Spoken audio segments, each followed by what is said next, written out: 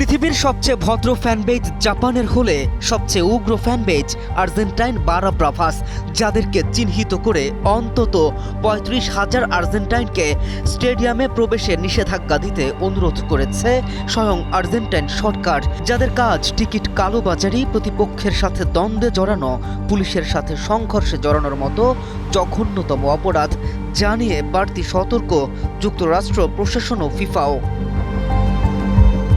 অন্যদিকে এশিয়ার গর্ব হয়ে ম্যাচের জয় কিংবা পরাজয়, ম্যাচ শেষে স্টেডিয়ামকে সুন্দর রাখার প্রত্যয় নিয়ে যারা নিজ হাতে স্টেডিয়ামকে পরিচ্ছন্ন করেছেন, দুনিয়া জোড়া প্রশংসাও মিলেছে জাপানিজদের জন্য। দুনিয়া এমনই, ভালো কাজের প্রশংসা আর মন্দের নিন্দা তো এখানে জীবনের অধিকার। একটু বারা ব্রাভাসে ফেরা যাক। আর্জেন্টিনার বারা ব্রাভাস শুধু ফুটবল সমর্থক গোষ্ঠী নয়, বরং অনেক ক্ষেত্রে ক্লাব কেন্দ্রিক শক্তিশালী প্রভাবশালী সংগঠন। স্টেডিয়ামের গ্যালারি, টিকিটের কালোবাজারি, পার্কিং ব্যবস্থাপনা এবং ক্লাবের অভ্যন্তরে নানা কর্মকাণ্ডে যাদের প্রভাবের অভিযোগ রয়েছে। আসল ফল থেকে তৈরি, সম্পূর্ণ প্রিজারভেটিভ মুক্ত ফ্রুটিকা, পিওর মানেই ফ্রুটিকা।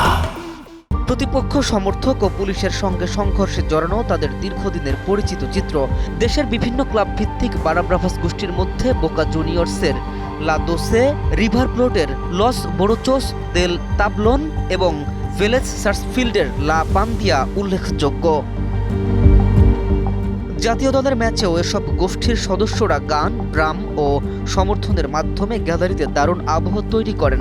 তবে সহিংসতা ও অপরাধমূলক কর্মকাণ্ডের অভিযোগে অনেক সদস্যের বিরুদ্ধে স্টেডিয়ামে প্রবেশে নিষেধাজ্ঞা রয়েছে।